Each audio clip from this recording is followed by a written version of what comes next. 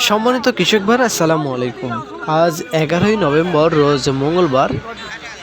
তো জানিয়ে দেবো আজকের পেঁয়াজের সর্বোচ্চ পাইকারি বাজার দর কত টাকা মন যাচ্ছে।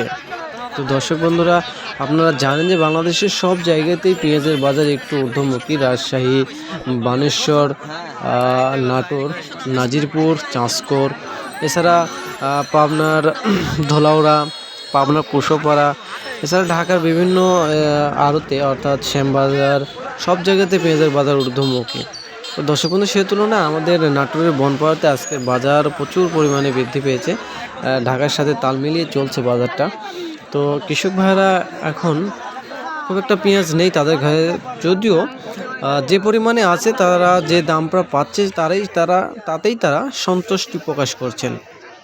তো দর্শক বন্ধুরা, আজকে পেঁয়াজের সর্বোচ্চ পাইকারি বাজার দর যাচ্ছে, যেটা মাথামাল সেটি বিক্রি হচ্ছে 3800 টাকা মন, এবং যেটা একটু মধ্যম কোয়ালিটি সেগুলো বিক্রি হচ্ছে 3000 থেকে 3600 টাকা মন, এবং যেটা একেবারেই ছোট, যেটা মরিকাটা পেঁয়াজের বীজ হিসেবে ব্যবহার করে, সেগুলো বিক্রি হচ্ছে 2800 থেকে 3200 টাকা মন। তো দর্শক বন্ধুরা,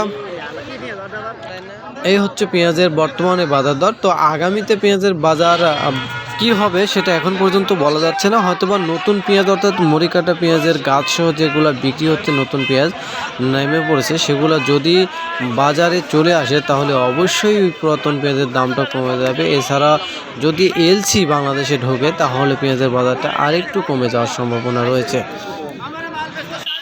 তো শীতের সকাল, দেখতেই পাচ্ছেন হাটে আমদানি ভালোই আছে।